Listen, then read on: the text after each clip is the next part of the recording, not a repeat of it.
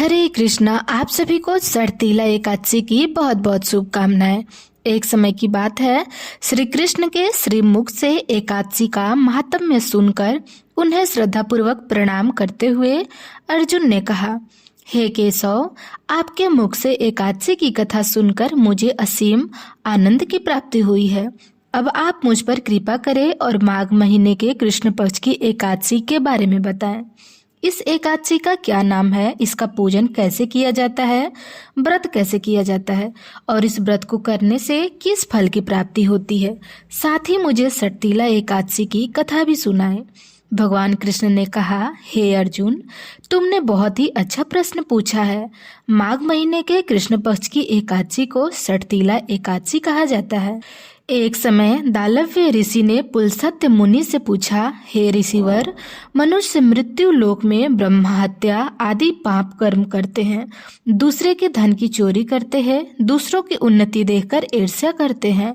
ऐसे महान पाप मनुष्य क्रोध, ईर्ष्या, आवेग और मूर्खता के कारण करते हैं और बाद में शोक करते हैं, हाय यह मैंने क्या कर दिया। हे महामुनि, ऐसे मनुष्य को नरक से बचाने का क्या उपाय है? कोई ऐसा उपाय बताइए जिससे ऐसे मनुष्य को नरक जाने से बचाया जा सके, उन्हें नरक की प्राप्ति ना हो। ऐसा कौन सा दान पुण्य है जिसके प्रभाव से नरक की यातना से बचा जा सकता है? इन सभी प्रश्नों का हल आप मुझ पर कृपा करके बताइए।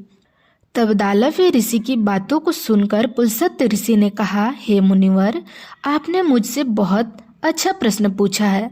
इससे संसार के मनुष्य का बहुत लाभ होगा। जिस रहस्य को इंद्र आदि देवता भी नहीं जानते, वह रहस्य मैं आपको बता रहा हूँ। माघ का महीना आने पर मनुष्य को स्नान आदि से शुद्ध रहना चाहिए, इंद्रियों को वश में करना चाहिए, काम, क्रोध, लोभ, मोह, ईर्ष्या और अहंकार आदि से बचना चाहिए। पुष्प नक्षत्र हो तो गोबर, कपास, तिल मिलाकर उपले बना ले। इस उपलों से 108 बार हवन करे। जिस दिन मूल नक्षत्र और एकादशी तिथि हो तब उत्तम पुण्य देने वाले नियमों को ग्रहण करे। स्नान आदि नित्य कर्मों से देवों के देव भगवान श्री हरि की पूजा और कीर्तन करे। एकादशी के दिन उपवास करे, रात्रि को जागरण करे और हवन करे। द्वादशी तिथि आने पर धूप, दीप, नैवेद्य से भगवान श्री हरि की पूजा करे और खिचड़ी का भोग लगाए। उस दिन श्री विष्णु को पेठा, नारियल, सीताफल अथवा सुपारी सहित अर्घ्य प्रदान करे और उनकी स्तुति करके कहे, हे जगदीश्वर, आप निराश्रियों को शरण देने वाले हैं, आप संसार सागर में डूबे हुए का उद्धार करने वाले हैं। हे कमल नयन, हे मधुसूदन, हे जगत, हे पुंडरीकाक्ष, आप लक्ष्मी जी सहित मेरे इस यज्ञ को स्वीकार करें। इसके बाद ब्राह्मण को जल से भरा घड़ा और तिल का दान करे। यदि संभव हो तो गाय का और तिल का दान करे। इस दिन मनुष्य जितने तिलों का दान करता है उतने 1000 वर्षों तक स्वर्ग में वास करता है। तिल से स्नान, तिल का उत्पन्न लगाना, तिलोक करना, तिल का हवन करना, तिल का भोजन और तिल का दान, 6 रूपों में तिल का प्रयोग किया जाता है। इसलिए इस दिन एकादशी को सड़तीला एकादशी कहा जाता है। इस एकादशी का व्रत करने से सभी पाप नष्ट हो जाते हैं। अब मैं आपको एकादशी की कथा कहता हूँ, इसे ध्यान से सुनो। एक समय नारद मुनि ने भगवान श्री हरि से सड़तीला एकादशी का महात्म्य पूछा और बोले, हे प्रभु, आप मेरा प्रणाम स्वीकार करें। सड़तीला एकादशी के बारे में बताइए। सड़तीला एकादशी के उपवास का क्या पुण्य है और उसकी क्या कथा है? मुझ पर कृपा करें और मुझसे विस्तार पूर्वक कहिए। नारद जी की प्रार्थना पर भगवान श्री हरि ने कहा, हे नारद जी, मैं आपको प्रत्यक्ष देखकर एक सत्य वृतांत सुनाता हूँ। आप बड़े ध्यान से सुनिए। बहुत समय पहले मृत्यु लोक में एक ब्राह्मणी रहा करती थी। वह ब्राह्मणी बहुत व्रत उपवास किया करती थी, पूरे महीने के व्रत करती और ऐसा करने से उसका शरीर बहुत दुर्बल हो गया था।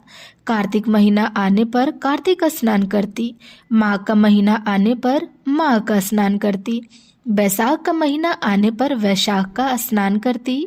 बहुत बुद्धिमान थी, पर उसके कभी भी देवताओं और ब्राह्मणों के लिए अन्न का दान नहीं किया। तब मैंने सोचा कि ब्राह्मणी ने उपवास आदि से अपना शरीर तो पवित्र कर लिया, इसको वैकुंठ भी प्राप्त हो जाएगा। पर इसने अन्न दान नहीं किया। अन्न के बिना जीवों को तृप्ति होना कठिन है। बस यही सोचकर मैं मृत्यु लोक में गया और उस ब्राह्मणी के द्वार पर आवाज लगाई। ब्राह्मणी पूछने लगी, हे योगीराज, बताइए मैं आपकी क्या सेवा करूं? मैंने कहा, मुझे भिक्षा चाहिए। लेकिन उसने मुझे अन्न दान नहीं दिया, बल्कि एक मिट्टी का पिंड दान दे दिया। मैं उसी पिंड को लेकर वापस आ गया। कुछ समय बीता और वह ब्राह्मणी शरीर त्याग कर स्वर्गलोक में आई। उसने मुझे मिट्टी का पिंड दान में दिया था। इसी पुण्य के प्रभाव से उसे एक आम के वृक्ष सहित घर मिला, परंतु उसके घर में और कोई भी वस्तु नहीं थे। वह बिल्कुल खाली था। वह बहुत घबरा गई और मेरे पास आई। बोली, हे प्रभु, मैंने तो बहुत सारे व्रत उपवास किए, दान धर्म किए हैं, आपका पूजन भी किया है, लेकिन मेरे घर में तो कोई भी वस्तु नहीं, बिल्कुल खाली है। तब मैंने उसे सारी बात बताई कि तुमने दान धर्म तो बहुत किया है, व्रत पूजा भी किया है, लेकिन कभी भी अन्न का दान नहीं किया। इसी कारण तुम्हारे घर में कोई भी सामान नहीं है। वह रोने लगी और घबरा गई और बोली कि अब मैं क्या करूं?